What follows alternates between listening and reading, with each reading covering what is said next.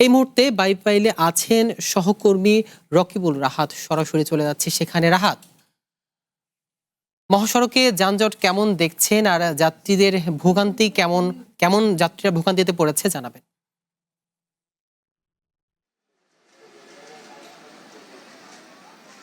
নবীনগর থেকে বাইপাইল পর্যন্ত কিন্তু প্রায় 5 কিলোমিটার যানজট আমরা দেখতে পেয়েছি এবং সেটির সেই নবীনগর থেকে একদম সেই বাইপাইল পর্যন্ত যেহেতু যানজট, আমরা একদম বাইপাইলের যে মোড়টি রয়েছে সেই মোড়ের সামনেই আছে। এখানে এসে আমরা যেটি দেখলাম সেই বিষয়টি আমি দর্শকদের দেখাতে চাই ক্যামেরায়।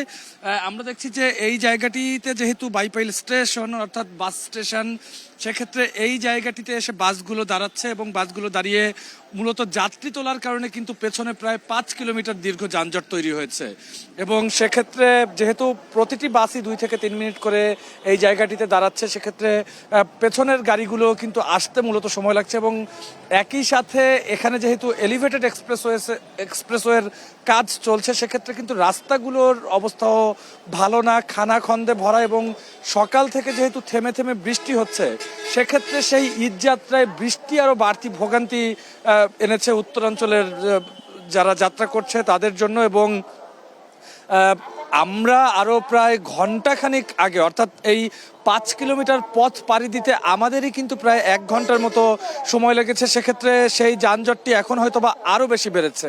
এবং আমি একটু জানিয়ে রাখতে চাই, একই সঙ্গে চন্দ্রা যে মোড়টি রয়েছে সেই চন্দ্রা মোড়ে প্রতি বছরই যানজট লেগে থাকে। এবারও উত্তরাঞ্চলের মানুষের সেই চন্দ্রা মোড়ে দীর্ঘ যানজটে পড়তে হয়েছে। আমরা গুগলের সাহায্যে যতটুকু দেখতে পেরেছি সেই জায়গাটিতেও কিন্তু এখন মারাত্মক যানজট রয়েছে। সেক্ষেত্রে সাধারণত এই জায়গাগুলো দিয়ে উত্তরাঞ্চলের মানুষজন কিছুটা ফাঁকা থাকলেও সেক্ষেত্রে বৃষ্টি এবং রাস্তার বাজে অবস্থার কারণে এই জায়গাটিতেও কিন্তু যানজট পড়েছে। অর্থাৎ সেক্ষেত্রে যদি নবীনগর থেকে চন্দ্রা পর্যন্ত যে 16 কিলোমিটার, সেই 16 কিলোমিটার যানজট যদি লেগে থাকে, তাহলে কিন্তু উত্তরাঞ্চলের মানুষ তারা কখন নাগাদ ঘরে ফিরতে পারবে সেটি নিয়ে কিন্তু একটি শঙ্কা দেখা যায়। একই সঙ্গে আমি একটু জানিয়ে রাখতে চাই, মহাসড়কের বাড়তি ভাড়ার একটি অভিযোগ কিন্তু সবসময় করা হয়ে থাকে। সেক্ষেত্রে আমরা দেখছি যে এই বাইপাইল মোড়েও কিন্তু মানুষকে ডেকে ডেকে তারা গাড়িতে তুলছে এবং সাধারণ সময়ের চেয়ে 2 থেকে 300 টাকা বেশি ভাড়া দাবি করা হচ্ছে বলেও কিন্তু আমরা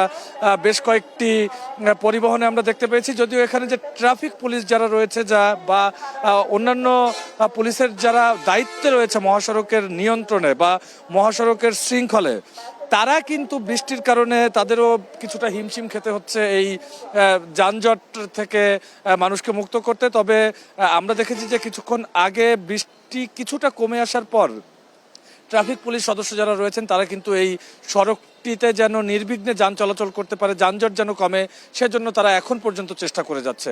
এই ছিল বাইপাইল থেকে আমার কাছে সবশেষ। ধন্যবাদ রাহাত আপনাকে।